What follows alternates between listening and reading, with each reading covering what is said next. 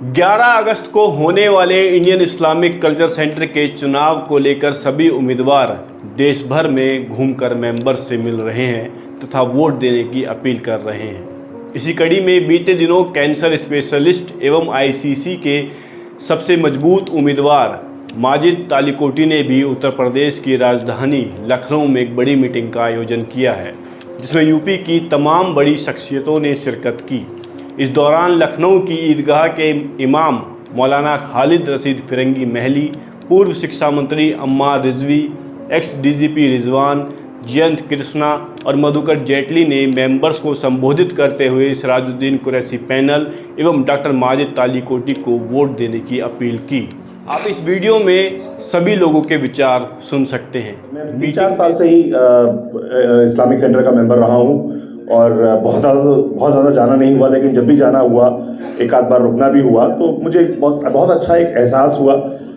कभी ये लगा नहीं कि मैं जिस मज़हब को वो सपोर्ट करता है वो सेंटर उसका नहीं हूँ मेंबर। ऐसी बिल्कुल जो मिली जुली गंगा जमनी तहजीब हमारी रही है उसी का मुझे पूरा वहाँ पे दर्शन हुआ। और एक सराज साहब आपने बहुत उस पर एफर्ट किया है, जो जिस करंट हालात में जो ये सेंटर बना है इसमें आपका बहुत बड़ा कंट्रीब्यूशन है। मैं I extend my hearty good wishes to your team that it wins and it continues the good work that you have been doing and ये काम आप ये सिलसिला चलता रहे सिराज साहब आपका, यही मेरा मानना है। ये जो इलेक्शन हो रहा है इस इलेक्शन में सबसे बड़ी भूमिका सिराजुद्दीन कुरैशी साहब की है, क्योंकि उन्होंने किसी ने अभी जो बताया कि सिराजुद्दीन कुरैशी साहब का जो कंट्रीब्यूशन रहा है और जितने लोगों को यहाँ पर इस समय आप देख रहे हैं या और भी जगहों पर देख रहे हैं उन लोगों को कहीं ना कहीं सिराजुद्दीन कुरैशी साहब ने जोड़ने का काम किया है। लेकिन मेरा सिर्फ इतना सा कहना है कि इस मौके पर आप सब लोग सिराजुद्दीन कुरैशी साहब के हाथ मजबूत करिए और जो डॉक्टर साहब हैं उनके हाथ मजबूत करिए और कोशिश ये करिए कि डिवीज़न न हो वोट का, और जितना हो सके कोशिश करिए कि एक जगह पर आप अपने ताकत को दिखा सकें जिससे कि आप सफलता की तरफ बढ़ सकें। और सिराजुद्दीन कुरैशी साहब ने निश्चित तौर पे, मतलब उनके सामने कहने वाली बात नहीं है, मैंने उनको हमेशा ये कहा कि आप मत मुझे किसी बात के लिए कहा कीजिए, बाकी और लोगों से भी मैं हमेशा कहता रहता हूँ सिराज साहब का जो अपना व्यक्तिगत कंट्रीब्यूशन है उसका कोई पैरेलल नहीं हो सकता। मीटिंग में आए मेंबर्स ने डॉक्टर माजिद तालिकोटी द्वारा कौम के हक में किए जा रहे काम की तारीफ करते हुए कहा कि अगर डॉक्टर माजिद चुनाव जीतते हैं तो इस्लामिक सेंटर नई बुलंदियों पर जाएगा। डॉक्टर माजिद ने भी अपना तेज तर्रार भाषण देते हुए कहा कि अगर मैं चुनकर आता हूं तो जैसे मैंने बोकारो में एक 600 बेड का हॉस्पिटल बनवाया है उसी तरह इस्लामिक सेंटर के मेंबर्स और ज़रूरतमंद लोगों के लिए इंडियन इस्लामिक ग्लोबल हॉस्पिटल बनवाऊंगा। इसके अलावा उन्होंने कहा कि मैं इस्लामिक सेंटर में खिदमत करने आया हूं, मैं अपनी कौम और देश के लिए कुछ करना चाहता हूं, इसलिए आप लोग मुझे वोट दें। डॉक्टर माजिद ने और भी बहुत कुछ कहा है, आइए देखते हैं इस वीडियो में। मेरे बुजुर्ग भाइयों बहनों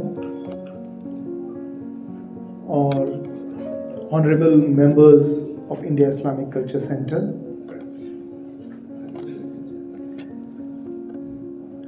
अस्सलाम वालेकुम, नमस्कार, आदाब।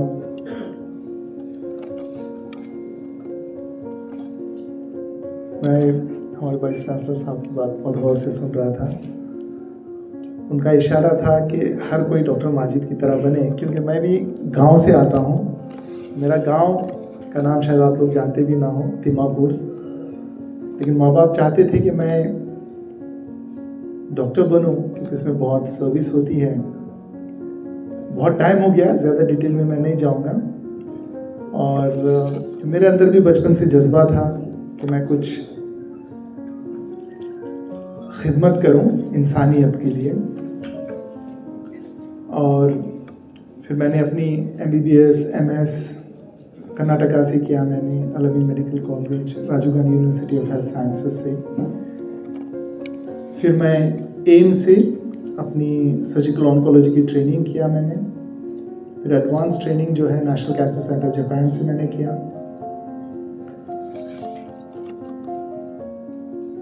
हमेशा जैसे बचपन में कई लोग मुझे कहते थे कि if you become a doctor there is heaven for you, आपको जन्नत मिलेगी। तो मैं चाहता था कि दुनिया में इज़्ज़त भी मिले और आखिरत में हेवन भी मिले, जन्नत भी मिले। तो इस सर्विस के जज्बे से मैं बड़ा हुआ और हमेशा मैं जानता था कि एजुकेशन ही, क्योंकि मेरे गांव में स्कूल भी नहीं थे और मैं एक एग्जाम्पल हूँ कि अगर हम एजुकेशन को इम्पोर्टेंस देंगे, जैसे सर सैयद अहमद ख़ान साहब ने कहा था कि education is the best weapon to change the society, the community and the country. आज मैं बजट से थोड़ा बहुत खुश भी हूँ क्योंकि हमेशा मैंने कम से कम 500 से ज़्यादा लेक्चर्स दिए हैं, टॉक्स दिए हैं कि हिंदुस्तान में जो हमारा एजुकेशन है वो हर एक को मिले। आई वाज सरप्राइज्ड कि आज बजट में 30% यानी 1.5 लाख करोड़ रुपया फंडिंग जो है एजुकेशन में जाएगी। तो ये बहुत बड़ी बात है और मुझे उम्मीद है इससे बहुत सारे schools, colleges, universities, medical colleges ये सब बनेंगे, क्योंकि कोई भी चीज़ के लिए फंडिंग ज़रूरी होती है। और हम लोग क्या है, अक्सर क्योंकि हम हिंदुस्तानी हैं, इंडियन हैं, हमारा हक है education. Education is a fundamental right और मैं इसके लिए बहुत जद्दोजहद करता था और मैंने आज देखा कि आज की जो बजट आया है उसमें एजुकेशन के लिए 30% इंक्रीमेंट किया गया है। तो आई एम वेरी हैप्पी कि गवर्नमेंट कभी कभी हमारी बातों को भी सीरियसली ले लेती है। And I am very happy and proud कि उन्होंने 1.5 लाख करोड़ रुपया इस हिंदुस्तान के एजुकेशन के लिए उन्होंने रखा है। और मेरा अब काम रहेगा कि जो मेरी माइनॉरिटी कम्युनिटी है उसमें से मैं फंड निकालूं और हमारे बच्चों को मैं आगे लूं। हर माइनॉरिटी स्टेटस, जो माइनॉरिटी के जो एजुकेशनल हब्स हो, मैं चाहूँगा कि अच्छे अच्छे इदारे जैसे AMU है, एम्स है, इस तरह के इदारे और बने। और मेरा हमेशा हेल्थ पे बड़ा काम रहा है। मैं हेल्थ में देखेंगे तो लखनऊ में भी मैंने बहुत काम किया है। यहाँ पे कम से कम मुझे अगर या तो कम से कम 500 से ज़्यादा कैंसर मरीजों का इलाज किया है, भले वो टुंडे कबाब का शेफ़ हो या मेरे अपने हो या कोई भी हो, कोई भी कम्युनिटी से हो, कास्ट से हो, क्रीड से हो, मैंने उनके साथ खड़ा रहा है। उनके दुख में जेब में पैसा हो या ना हो इम्पोर्टेंट, बहुत कम होते हैं जो इफ़त साहब की तरह मालदार होते हैं, बट लेकिन बहुत सारे ऐसे भी होते हैं जिनके पास पैसे नहीं होते हैं। मैं सिंपल मेरी ज़िंदगी एक रॉबिन हुड की तरह है। मैं इफ़त साहब की जेब से लेता हूँ, कोई गरीब है लखनऊ से है, उसकी जेब में पैसा नहीं है, उसका इलाज करके मैं भेजता हूँ। मेरे मरीज़ों ने मुझे बहुत दिया है, बहुत इज्जत दी है, बहुत प्यार दिया है।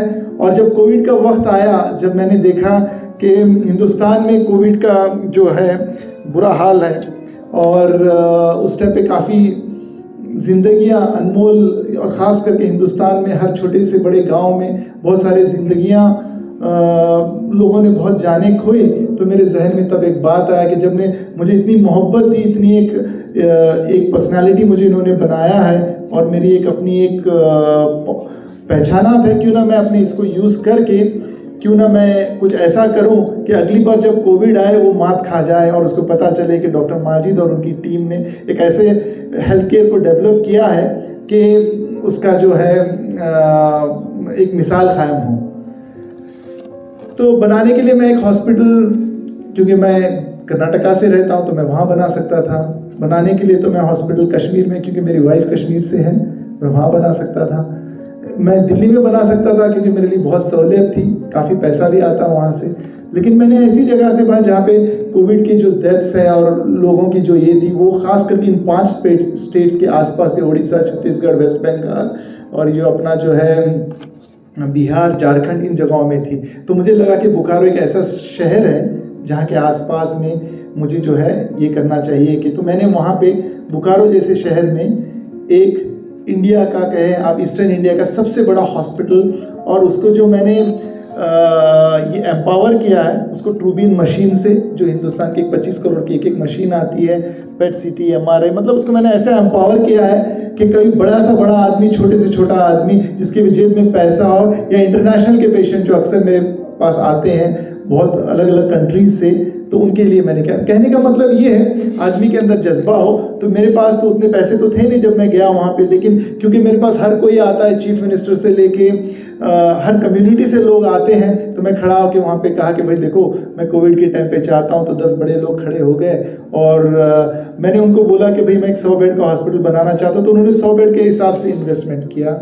लेकिन आज मैंने उनको जो रिटर्न दिया है 600 बेड का दिया है। तो आप सोचिए कि उनको प्रॉफिट भी हुआ, मेरे मरीजों को फायदा भी हुआ, और हर गरीब के काम में आऊँ, ऐसा मैं दुनिया से चला जाऊँ खाली हाथ, लेकिन मैं ये करें। तो इस तरह से, और आज भी जब मैंने आज भी बैठे बैठे मैंने कम से कम 10 लोगों को वहाँ पे अपॉइंटमेंट किया हुआ है, मोर देन 1000 पीपल को मैंने जॉब्स दिए हैं।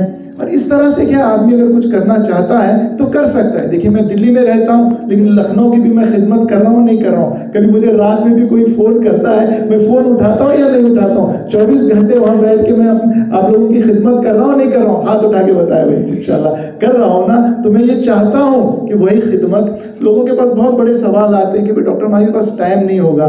देखिए मैं आपके पास आया हूँ अपने, हमेशा मैं देने के लिए आता हूँ, आज मैं लेने के लिए आया हूँ आपके वैल्यूबल वोट एंड सपोर्ट, ताकि जो है इंडिया इस्लामिक कल्चर सेंटर को एक ऐसा आदमी और ऐसी टीम मिले जो सर्विस के लिए मैदान में है और एक एग्जाम्पल बने। हिंदुस्तान के ऐसे ऐसे गांव हैं, विलेजेस हैं जहाँ पे आपने सुना नहीं होगा, उड़ी है, या आप कोई ऐसे जगहों पे जाके मैंने कैंप्स किए, वहाँ पे जाके, जैसे परसों मैं अलीगढ़ गया था, वहाँ पे गाजीपुर है, वहाँ पे जाके कैंसर बहुत हुआ था, आज कैंसर नहीं होता है वहाँ पे, उसको इरेडिकेशन में मैंने काम किया है। कई लोगों के बीच में, डॉक्टर्स के बीच में मैं टॉक और डायलॉग करता हूँ कि हेल्थ ये करूँ, और सरकार भी कभी कभार मेरी बात सुन लेती है। मैंने कहा था कि कैंसर की दवाइयाँ बहुत महंगी है, आज मैं पेपर में पढ़ रहा था, मेरी आवाज़ उन तक भी गई और वो कह रहे हैं कि कैंसर की जो महंगी दवाइयाँ, उसमें हम लोग विल रेड्यूस दी उसके ऊपर जो कस्टम्स लगते हैं। जैसे कि जब मैं मशीन लगा रहा था, 25 करोड़ की मशीन, वो 35 करोड़ रुपए आ रही थी। तो मैंने सोचा सर अगर आप ऐसा करोगे, जाहिर सी बात है इलाज जो 1 लाख का है वो 2 लाख, तो उन्होंने वो कस्टम को भी उन्होंने अपने इसमें लाया है कि जो कैंसर लाइफ सेविंग मेडिसिन उसके ऊपर हम वो कम करें। एक्चुअली होता क्या है कि बोलना ज़रूरी होता है, आवाज़ उठाना ज़रूरी होता है। मैं एक हिंदुस्तानी हूँ, इंडियन हूँ, मेरे अंदर वो दर्द है और इसलिए मैं आवाज़ उठाता हूँ। मुझे कोई मतलब नहीं कि सरकार किसकी है, मुझे इससे मतलब है कि मेरी कंट्री और इंडियन। और ऐसा नहीं कोई भी सरकार, एक्चुअली बीइंग अ डॉक्टर होता है ऐसा है कि देखो मेरी जो मोहब्बत है लखनऊ से भी है, मेरी जो मोहब्बत है लंदन से भी है, लंदन से भी मरीज आते हैं, लखनऊ से भी मरीज आते हैं। तो ये जो होता है when you are into this field, आपके पास IAS IPS ऑफिसर्स भी आते हैं, आपके पास जो एक रोड पे जो ये वो भी है। तो इससे क्या है आपकी कम्युनिकेशन, लेकिन लोग इसको क्या कहते हैं, शायद इसकी जो कम्युनिकेशन, मेरी कम्युनिकेशन एक के साथ नहीं, मेरी कम्युनिकेशन हर एक के साथ है, हर एक मजहब के साथ है, हर एक इंसानियत के साथ है। मेरा फर्ज है कि मैं सबका उनका ख्याल रखूं। कई लोग कई बार कहते हैं कि सिराजुद्दीन कुरैशी साहब जो हैं हमारे जो सरपरस्त हैं, आप देखिए उन्होंने 20 साल इंडिया इस्लामिक कल्चर सेंटर के लिए लगाया है, अपनी जवानी, अपना तन मन धन वो सब लगाया है। तो इसलिए हमारे पैनल, अगर वो किसी भी पैनल में होते, वो भले ही वो कोई भी पार्टी थे, वहाँ उस पैनल का नाम सिराजुद्दीन कुरैशी ही होता। लेकिन लोगों को उससे भी तकलीफ है, अगर हमारे बड़े हैं, अगर हमारे सरपरस्ती करना चाह रहे हैं, लोगों के दिमागों में बड़ा डाउट होता है कि शायद सिराजुद्दीन कुरैशी साहब चाहते हैं कि वही चलाएं। अगर ऐसा होता तो अपने बेटे को एग्जीक्यूटिव के बजाय प्रेसिडेंट के लिए लाते। लेकिन उन्होंने ये देखा कि उनका जो इंटरेक्शन मेरा जो है हमेशा कैसे रहा, मैं बताता हूँ। एक पेशेंट डॉक्टर के जैसा होता है, वैसे ही वो बड़े अच्छा काम कर रहे थे इंडिया से। आज तक अगर उनके पास से अगर मेरे को 1000 कॉल आए हैं, तो कभी उन्होंने एक कॉल अपने लिए नहीं कहा। IICC के मेंबर्स के, जो गरीब तबका, जो क्योंकि उनके लिंक्स पूरे हिंदुस्तान में हैं, हिंदुस्तान के कोने कोने से वो मरीज को भेजते थे कि भाई इनके पास ये गरीब है, ये है, वो है, और मैं उनकी खिदमत करता था। मुझे उनकी ये अदा पसंद आई और उन्होंने मुझे जो है, हो सकता है ये देखा होगा कि मैं सर्विस जब करता हूँ तो दिल से करता हूँ, 24/7 करता हूँ, है ना। तो ये चीज़ें हैं जिसके वजह से हम लोग जो है, और लोग जो मुझे पे इल्ज़ाम लगाते हैं कि मैं कहूँगा देखो मेरे तो ऐसा तो पर्सनालिटी नहीं है कि डॉक्टर माजिद अहमद तालीकोटी कहीं बैठे कोई उनको जानता नहीं हो। आप एक नाम डाल सकते हो डॉक्टर माजिद अहमद तालीकोटी, आपके सामने पूरी दुनिया, लोग जितनी भी झूठ फैलाना चाहे वो फैला दे। झूठ जो होता है बहुत जल्दी फैलता है, लेकिन हमेशा सच्चाई आगे आती है। जो लोग मुझ पे इल्जाम लगा रहे हैं, अब मैं चाहूंगा कि आपके सामने मेरा नाम है, आप जस्ट गूगल करिए, जो करना है करके देखिए, आपको हमेशा ये मिलेगा। डॉक्टर माजिद ने हमेशा जिंदगी भर खिदमत की है और खिदमत ही करते हैं, कभी कोई मजहब या ये नहीं किया, कभी कोई पॉलिटिक्स नहीं खेला। मैं उन लोगों के लिए भी ये कहना चाहूंगा, अगर हमारा पैनल आता है तो हम लोग देखिए, हो सकते हैं हम अलग अलग फील्ड से हों, हो सकता है अलग अलग लोगों से हमारे ताल्लुकात हों, लेकिन जब ये पैनल आएगा, कोई भी सियासती party India Islamic culture centre के अंदर वो कब्जा नहीं कर सकती। यहाँ पे जैसे मेरे भाई ने कहा है कि यहाँ पे जो है खिदमत का काम होता है, इसके अपने एम्स एंड ऑब्जेक्टिव्स हैं। इसके एम्स एंड ऑब्जेक्टिव्स कैसे हैं कि भाई इस्लाम एक बहुत खूबसूरत रिलीजन है, लोगों ने उसके इस पे ना कहीं बदनाम कर रखा है। बहुत सारे मसले मसाइल रोज आते हैं। इंडिया इस्लामिक कल्चर सेंटर जो काम करेगा, जेटली जी और हम बैठेंगे, हमारे जो मसले मसाइल हैं हम आपस में हल करेंगे।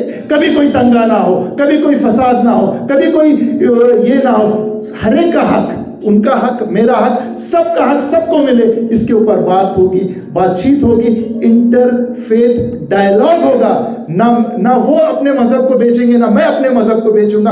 वो अपने लोगों की और मैं अपने लोगों की प्यार मोहब्बत से, कि वो बच्चों के लिए स्कूल्स हो, बच्चों के लिए कॉलेजेस हो, बच्चों के लिए हॉस्पिटल्स हो, बच्चों के लिए एजुकेशन मिले और बच्चे दर बदर अपने स्कूल को ना छोड़ के गलत जगह पे ना जाए। मैं चाहूंगा कि हर बच्चा इस हिंदुस्तान में एक डॉक्टर बने, एक इंजीनियर बने, आईएएस ऑफिसर बने, आईपीएस ऑफिसर बने। मैं जो हिंदुस्तान देखता हूं आज से 25 साल बाद वो ऐसा रहे कि हर बच्चा, हम जो बच्चे को स्कूलिंग नहीं होती हम गोद ले लें, उन बच्चों को पढ़ाएं, कल के दिन वो कहीं कुछ ये ना करता रहे, बल्कि उसके सर पे छत हो, उसको कहीं भीख मांगना ना पड़े और हमारे हिंदुस्तान प्रोग्रेस करें। मैं ये चाहता हूँ, मैं इस तरह का अपना चाहता हूँ। लोगों को बड़ा ये भी होता है कि डॉक्टर माजिद के पास तो टाइम नहीं, वो कैसे चलाएंगे। मैं अभी बोल रहा था 24/7 मैं कर रहा हूँ। देखिए, मैं जब भी कुछ करता हूँ, I am in the field of service. Service मेरा पैशन है।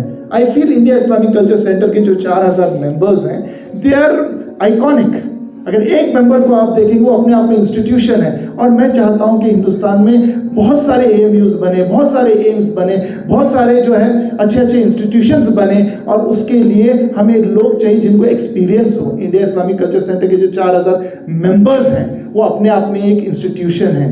मैं चाहूँगा कि उनके साथ मैं मिलके और इंस्टीट्यूशंस बनाऊं और ये करूं। मैं चाहूँगा कि इंडिया इस्लामिक कल्चर सेंटर को अच्छी फंडिंग आए, उस फंडिंग से नेक काम हो, और वो फंडिंग लाना मेरा काम है। क्या मेरा काम है? इंस्टीट्यूशंस बनाना, मेरा काम है हेल्थ केयर को डेवलप करना। मैं चाहूंगा इंडिया इस्लामिक कल्चर सेंटर की एक अपनी एक यूनिवर्सिटी हो, मैं चाहूंगा इंडिया इस्लामिक कल्चर सेंटर का अपना एक हॉस्पिटल हो, मैं चाहूंगा इंडिया इस्लामिक कल्चर सेंटर के हर हेल्थ में, इस फील्ड में रहने के लिए, इस फील्ड को रहने के लिए मैं चाहूंगा। देखिए, टाइम की भी जरूरत है। मैं सुबह से शाम, लोग जानते हैं कि मैं 4-5 बजे तक ऑपरेशन करूंगा। 5 बजे के बाद मैं इंडिया इस्लामिक कल्चर सेंटर में मैं आपको मिलूंगा, रोज मिलूंगा। जब वहां बैठ के मैं लखनऊ की खिदमत कर सकता हूं, तो क्या मैं 2 किलोमीटर दूर पे जो इंडिया इस्लामिक कल्चर सेंटर है, क्या मैं वहां नहीं जा सकता? दिल्ली में बैठ के मैं अपने as a chairman and managing director 600 bed के हॉस्पिटल को चला सकता हूं, 1000 लोगों को रोजगार दे सकता हूं। तो क्या मैं वहां दिल्ली में बैठ के मैं ये नहीं कर सकता? क्या मैं जब दुबई के पेशेंट को मैं ओपन कर सकता हूँ, क्या दिल्ली में बैठ के मैं इंडिया इस्लामिक कल्चर सेंटर नहीं निकाल सकता? सर्विस करने के लिए जज्बा चाहिए, सर्विस करने के लिए एक दिल में एक तमन्ना चाहिए। मेरे अंदर वो तमन्ना है, और मैं चाहता हूं कि मैं वहां पे बैठ के पूरा time India Islamic culture centre मेरी प्रायोरिटी रहेगी। आप जिस चीज को प्रायोरिटी देते हो, आप उसके लिए टाइम निकालते हो या नहीं निकालते हो? मैं कोई अपॉर्चुनिस्टिक नहीं हूं, मैं एक ऑनेस्ट इंसान हूं। अगर कोई मुझे 100 बेड के लिए इन्वेस्ट करता है, मैं उसको 600 बेड का देता हूं। कोई मरीज मेरे पे भरोसा करता है, मैं उसके सामने खड़ा रहता हूं। मैं चाहता हूं कि सारे मेंबरान हम पे भरोसा करें और हम पे वो ये करें। और देखिए, कई लोग ऐसे भी हैं जो आजकल घूम रहे हैं कि भाई देखो, इंडिया इस्लामिक कल्चर सेंटर कि मैं तो नया मेंबर हूं, बट मैं क्यों चाहता हूं कि मैं इसमें आऊं? मैंने देखा कि हमारे हाथ से इंडिया इस्लामिक कल्चर सेंटर निकल चुका है।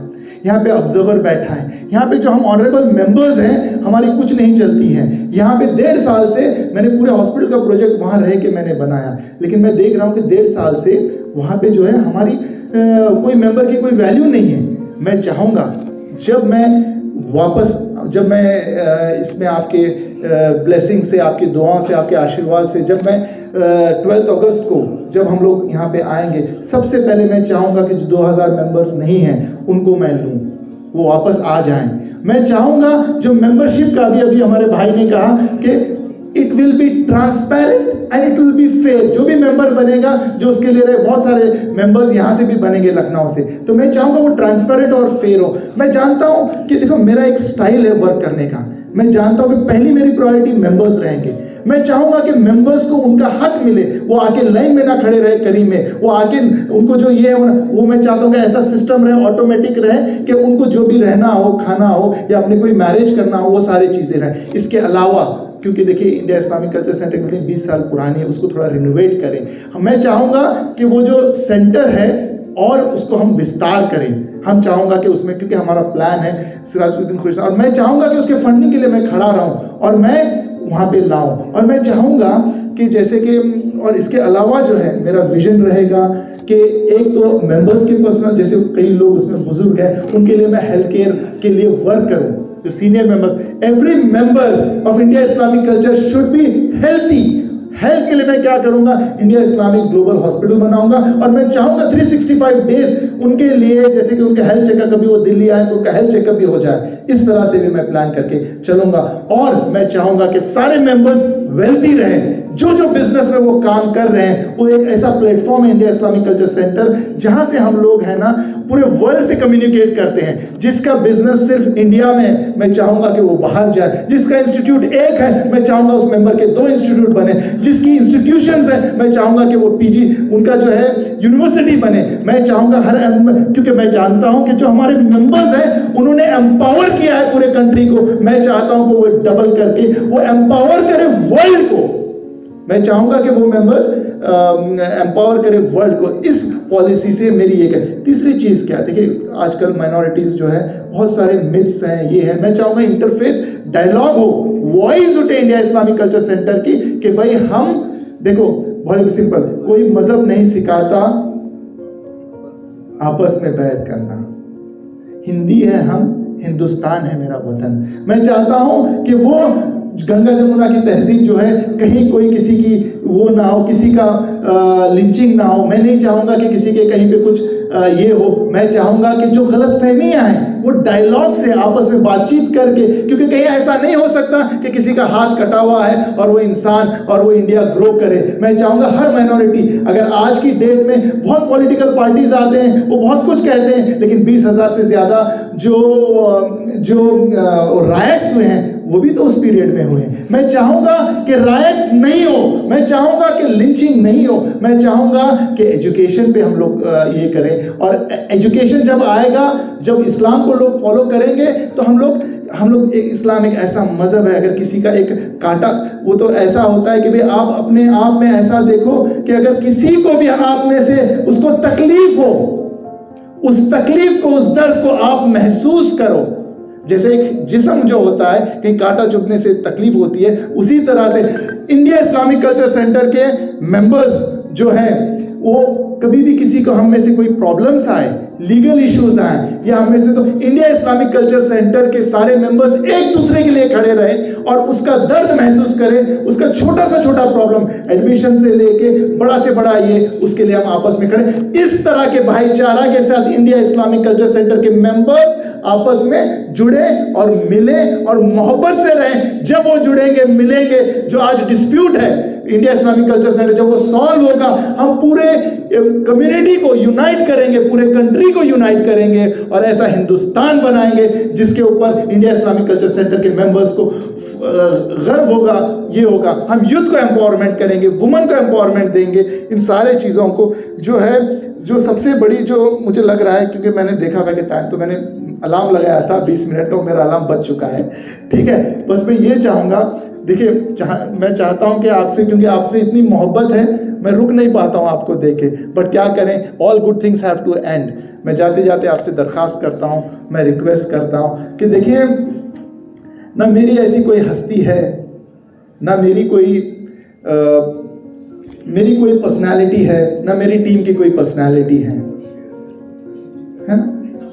ना, लेकिन क्या, लेकिन अगर आप लोगों की दुआएं रही, आप लोगों की ब्लेसिंग्स रहें, आप लोगों का आशीर्वाद रहे, तो कोई हमें हरा भी नहीं सकता।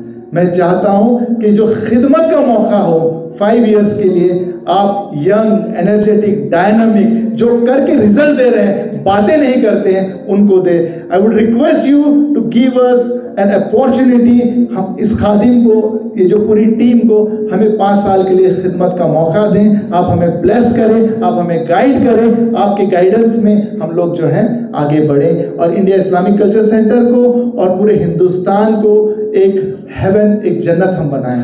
Thank you very much.